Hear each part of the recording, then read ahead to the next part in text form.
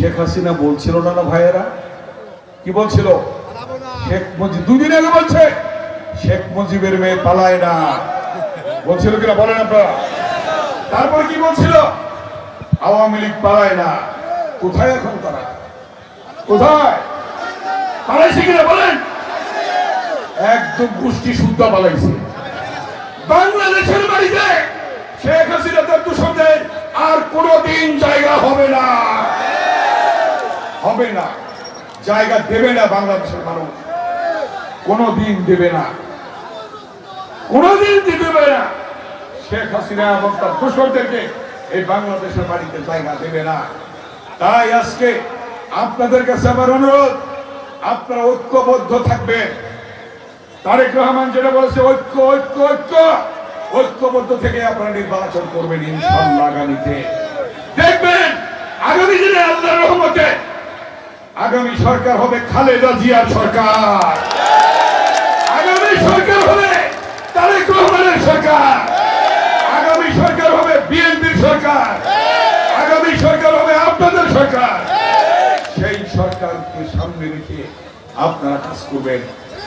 আপনারা এই চুয়াডাঙ্গায়, ঐতিহ্যবাহী চুয়াডাঙ্গায় এই গর্বিত মানুষ, আপনারা এই চুয়াডাঙ্গার ঐতিহ্য রক্ষার জন্য যা যা করা দরকার ইনশাআল্লাহ, বেগম খালেদা জিয়া চিকিৎসাধীন আছেন, কিছুদিনের মধ্যে চলে আসবেন আল্লাহ যদি আনে।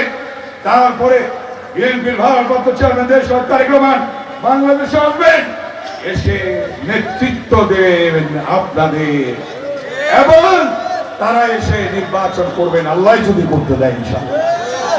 সূরা আল ইমরানে আছে, কোরআন শরীফ পড়ছেন না আপনারা? সূরা আল ইমরানে আছে, আল্লাহ দিনকে রাত, রাতকে দিন, বাদশাকে ফকির, ফকিরকে বাদশা, রাজ্য দান করেন, রাজ্য কেড়ে নেন, সম্মান দান করেন, সম্মান কেড়ে নেন, পৃথিবী সৃষ্টি করেন, পৃথিবী ধ্বংস করেন, জীবিতকে মৃত করেন, মৃতকে জীবিত করেন। কে করেন? দেখাই দেন কে করেন? কে করেন? আল্লাহ।